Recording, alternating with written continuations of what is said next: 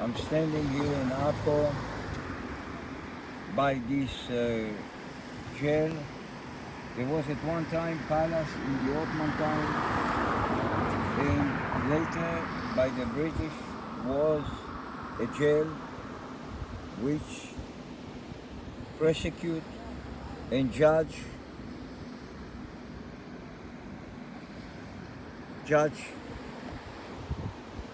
those of the Jews that was fighting for the freedom in this country.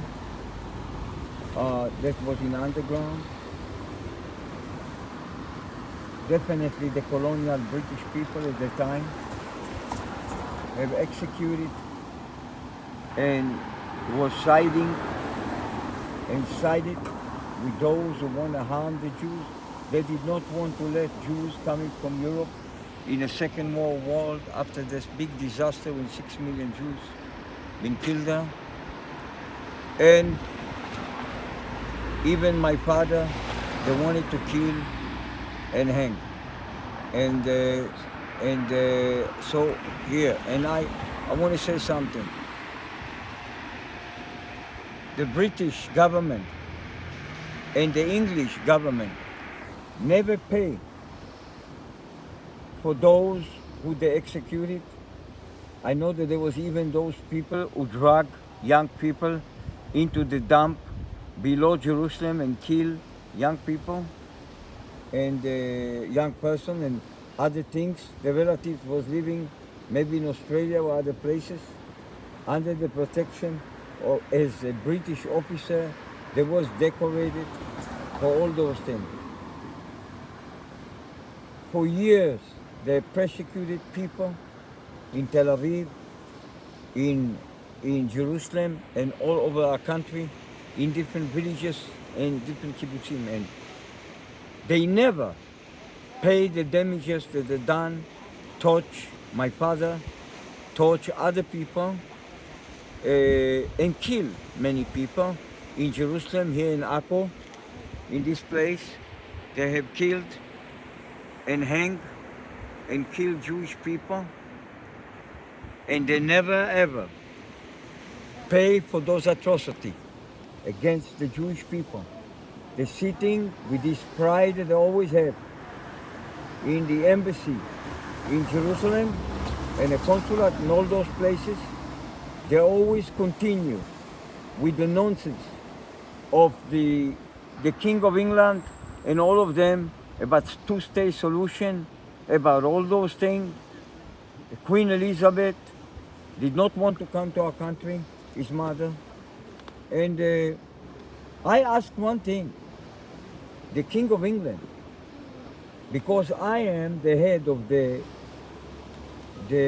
Davidic house of monarchy. I'm the head of the tribe of Judah. I'm the head of Jerusalem and Israel. I want to ask you, if there was a monarchy in this country, then I will sit on my seat. I want to ask, they just anointed you with oil that come from the mountain of Olive and anointed you to your king position. And yes, I was living as a young man in the house of Lord Samuel near Lord Melchett in Migdal. But I'm asking you now, and asking all the British people, don't you think there is a time that you pay for all the damages that you did in our country as a mandat after you defeat the Turkish? The whole mess about the land is still from those who measured the land, and the Turkish took all the books. And you always side with the Arab, and you shrink them up and you change them up. Now I want to ask you, are you going to pay me or my family for the torch that you did my father to destroy his soul and spirit? I want to ask you and all his friends in this country, are you going to pay? Or maybe you want to be taken to hug as government, to hug, because your royal family at that time was ruling Britain. I want to ask you, this is a crime against humanity.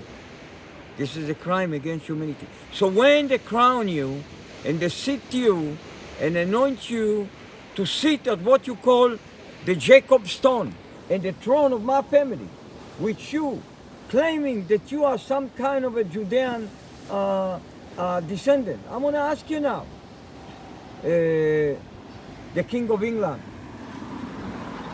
why it's always that you side with the Arab, dividing the country, playing those games in the Anglican Church, when you know that the Bible said not to divide this land? The Bible said never, ever, every place that the Jewish people want to settle, that they want to sit, that they want to return to their own country, but especially my tribe, the tribe of Judah and the house of the king, who have gave you right, prophetically, legally, or any other thing, to condemn my people. And all those things that happen now with Iran and different countries, which they're threatening even to blow us, our country, with a nuclear weapon. Where are you all? I address you as the head of the Davidic family in this country.